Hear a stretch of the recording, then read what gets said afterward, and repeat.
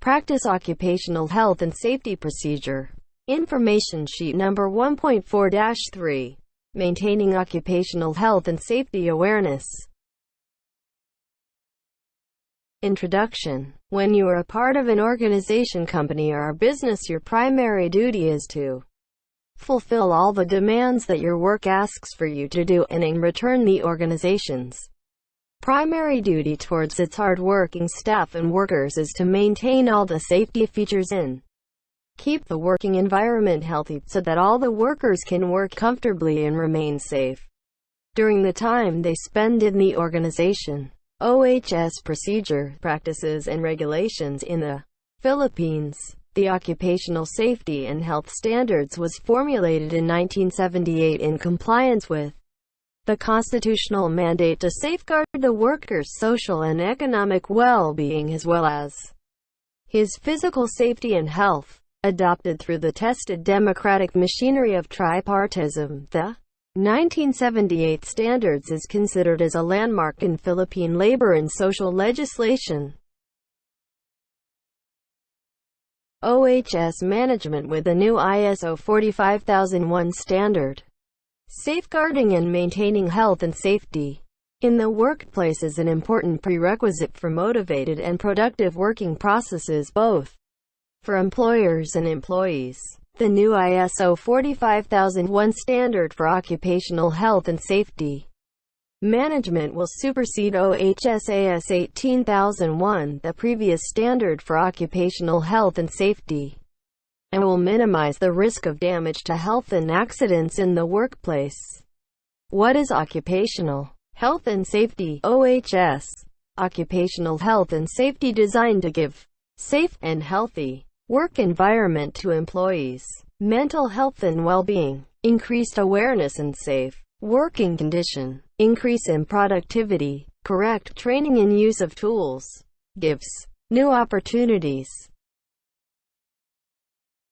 Regulatory requirements. Under the OHS awareness and training regulation, employers must ensure that workers complete a basic OHS and safety awareness training as soon as reasonably possible. Ensure that supervisors complete a basic occupational health and safety awareness training program within 1 week of working as a supervisor. Maintain a record of the training completed by workers and supervisors, and provide a worker or a supervisor with written proof of completion of the training, if requested by the worker or supervisor.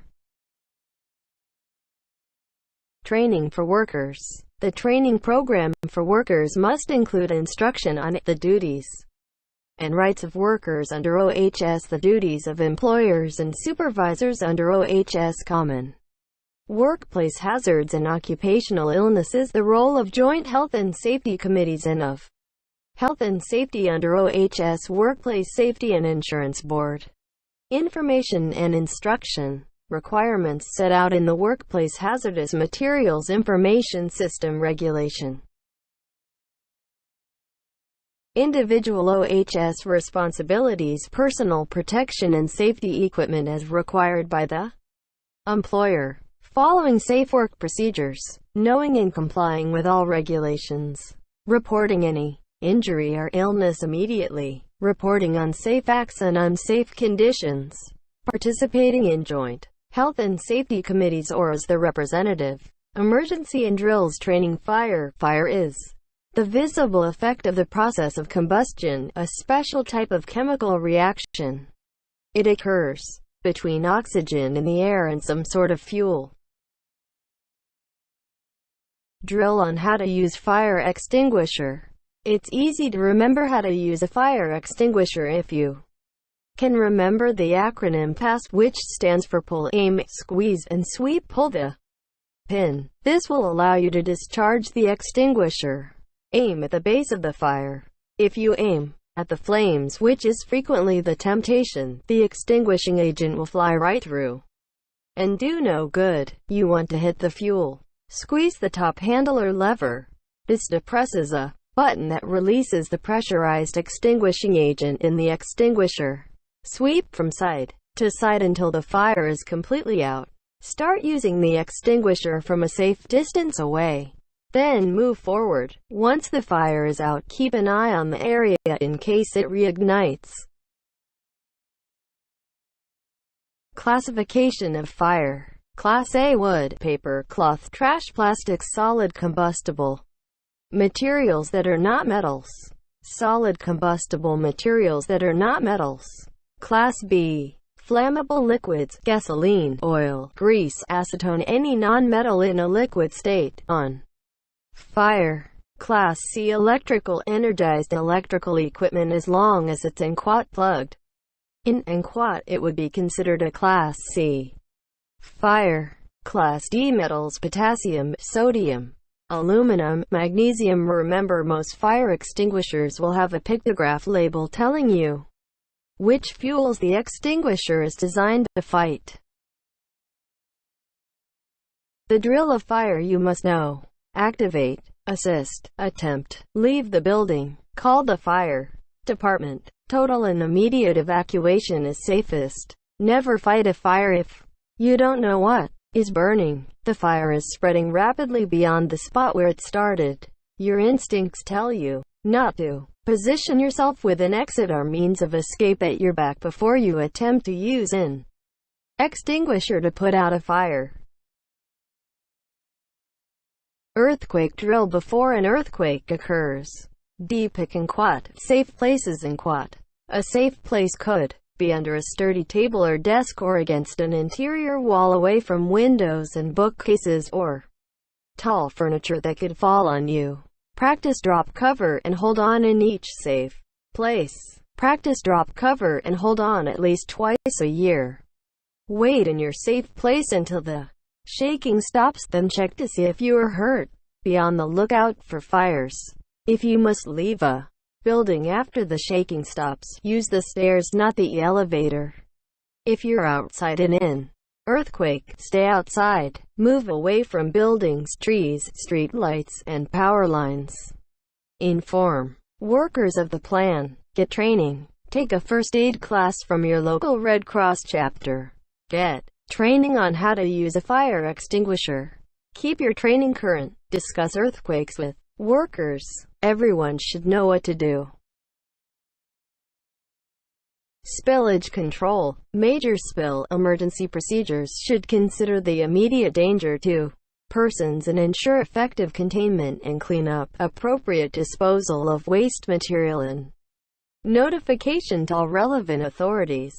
Do not touch any harmful substance. Take precautions to protect yourself if necessary. Raise the alarm. Evacuate persons not involved in contamination from the area. Isolate contaminated individuals and treat as per MSDS. Isolate affected persons and keep on site. If required, summon a first aid officer. Close doors to prevent further contamination. Secure the area to keep non-emergency response personnel away from danger. Assist the emergency response personnel and supply the material safety data sheet as if the chemical S are known. In conjunction with expert assistance, minimize the spread of contamination and commence decontamination cleanup procedures. Minor spill. Containment spills must be cleaned up promptly and thoroughly. Approach with care. Many harmful chemicals lack color or offensive odors. Never assume that they are harmless. Identify the chemical S and hazards involved. Check material safety data sheet. Use the information on the physical and chemical properties of the material to judge response and/or evacuation procedures. Decontaminate the equipment, clothing, and personnel, including any victims on site if necessary. Dispose of contaminated equipment and materials only after receiving specialist advice. Ensure emergency procedures are in place and practiced. Decontamination. Decontamination is the process of removing contaminants on an object or area, including chemicals, microorganisms, or radioactive substances. This may be achieved by chemical reaction, disinfection, or physical removal. It refers to specific action taken to reduce the hazard posed by such contaminants, as opposed to general cleaning. Methods of decontamination. include physical cleaning, water purification, ultrasonic cleaning, disinfection, antisepsis, sterilization. First aid. Employee must know about first aid. As part of their emergency preparedness training, employees should know how to respond during an injury or illness situation.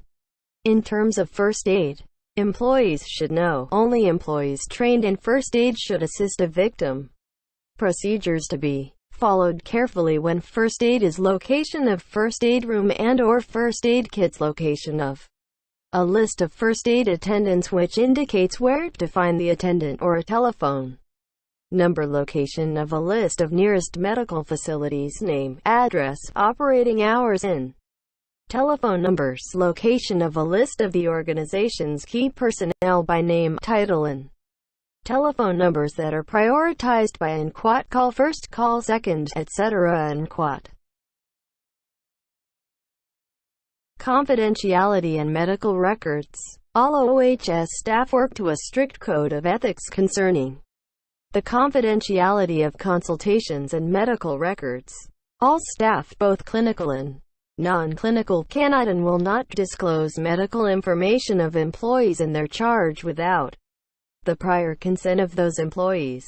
Limitations to confidentiality. Exceptional circumstances. These are instruction to disclose by a court order. If disclosure is necessary to prevent the exposure of you or others to a risk of death or serious harm, in these cases, OHS will continue to work with you and keep you informed. Only the minimum information would be disclosed. Occupational health and safety accident reporting procedure. All accidents and incidents must be investigated by the immediate supervisor, manager, within the department as soon as possible and preferably within 48 hours. The investigation should include viewing the scene of the accident or incident with the worker involved in the OHS committee or representative where available.